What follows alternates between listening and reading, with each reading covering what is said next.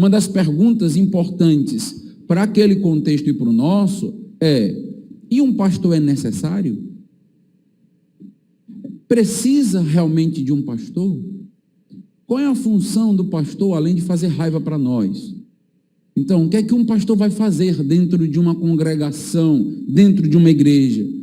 Por que Paulo está tendo esta ideia de instituir um pastor em cada igreja? Paulo, meus irmãos, está instruindo aquelas novas igrejas e fazendo com que elas possam partir para uma nova fase de amadurecimento. Paulo está ensinando para aquelas igrejas a necessidade de ter um presbítero, a necessidade então de ter um pastor. O que estamos percebendo é que os mesmos homens, Paulo e Barnabé, que fundaram estas igrejas na primeira viagem missionária, também estão agora estabelecendo os pastores.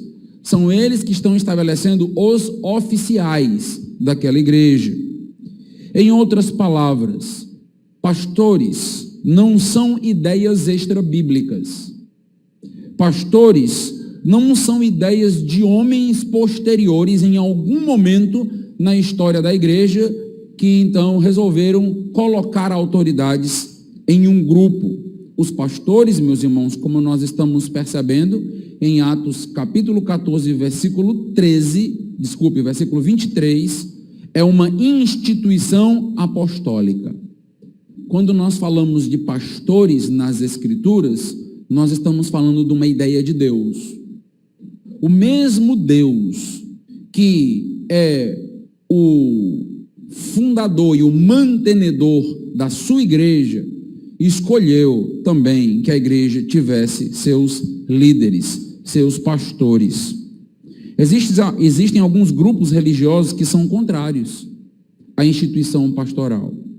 Existem grupos religiosos no Brasil que dizem que não é necessário a presença de um pastor, que nós não devemos ter pastores. Isto é um atentado contra a Bíblia. Isto é um atentado contra Deus, porque o mesmo Deus que instituiu a igreja, instituiu os pastores.